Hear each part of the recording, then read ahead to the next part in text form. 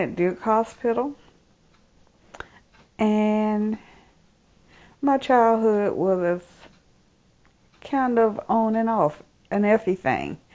And what I mean by that is I had just about everything I wanted. About in 1984, Johnny called me up, or John Jeffries, John Blackfella, called me up, and I think he came down here with Forrest Hazel, and they were telling us that Forrest was telling us that we were, because our parents were from Pleasant Grove in Alamance County, that we were part of the Occaneechi tribe through a lot of research that Forrest had done.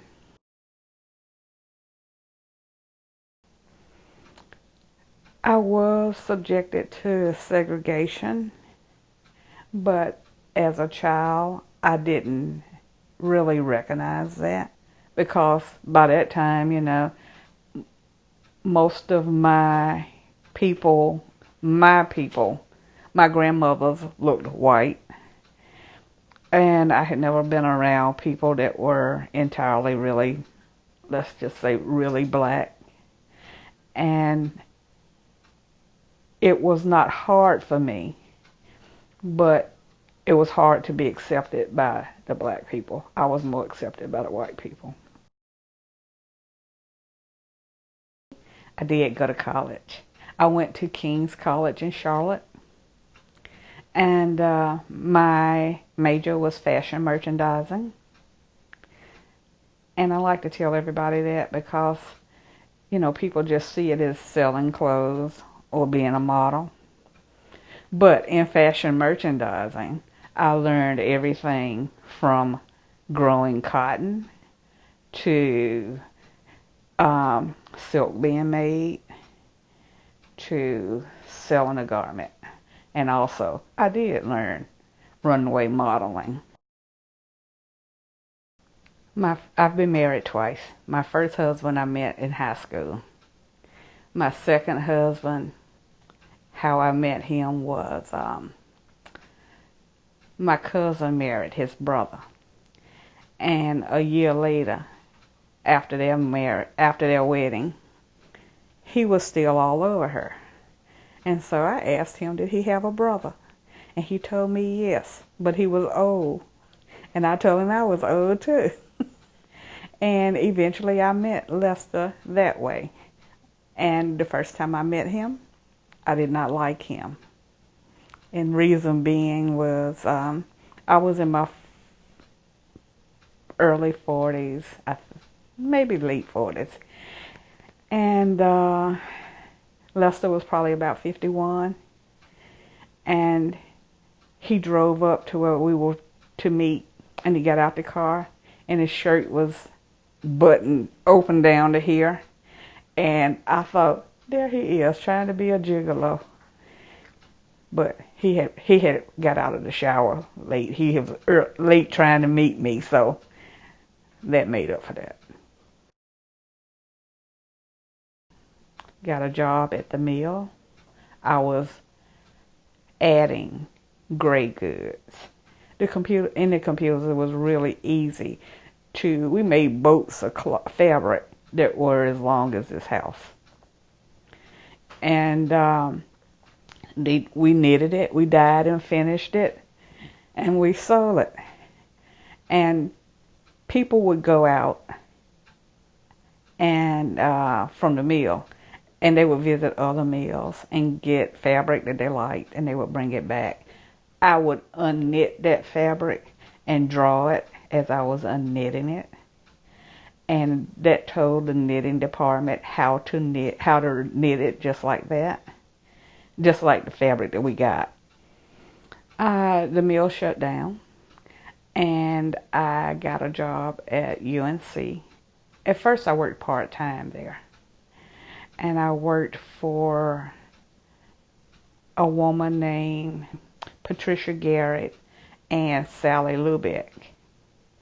And I was a clerk. Did clerical work. And then I got a job working for a group called NICTAC, which stands for the National Early Childhood Technical Assistance Center. And they were federally funded by the Department of Special Education. And I worked there. I did clerical work there too, and I worked my way up. I became an events coordinator. And of course, technology put me out of a job. I've never had children. My first husband didn't want children, and by the time I got married again, I felt like we were too old. We probably couldn't conceive anyway. I mean, how I make it part of my daily life is we are always getting emails. Like right now, I have on my earrings. Most of the time, I wear a T-shirt with the tribal seal on it.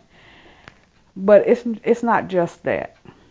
A day doesn't go by that I don't have to do something for the tribe. I will tell you that being a tribal member is my life.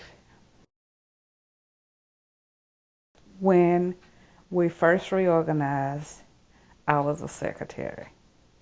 And I was a secretary for several years. And I hated it.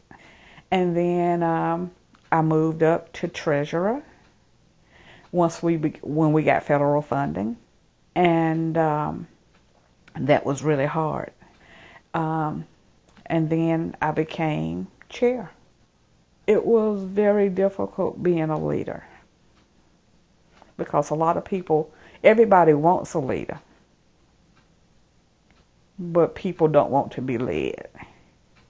But they don't want to be a leader. It feels good because we're legitimate. But what doesn't feel good is that these United States are black and white, mostly white, and we are a second thought or the last thought. We have grown a lot, and one of the things is in the beginning we really weren't together. And now we got a lot of people who are really working together, who actually come to things. We are more recognized. We do a lot of things. We go a lot of places. PBS or Family Pictures did something on the tribe last December or so, where Vicki Jeffries, our tribal administrator, Tony Hayes, our tribal chairperson, and Vicki's daughter were interviewed. It just ran on air in August. There was actually somebody wrote an article about us and named the Occaneechi Band of the Supponentation in the New York Times. And this past June, the day before the powwow, the Indian Commission's meeting was held at Elon because of our tribal chairperson wanting to get it closer to us.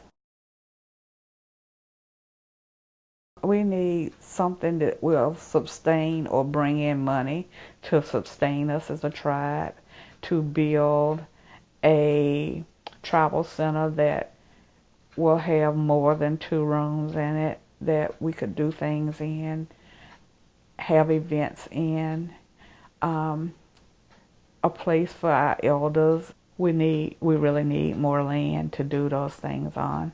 In the United States, you just can't be a tribe. We have to be incorporated. You like flowers, I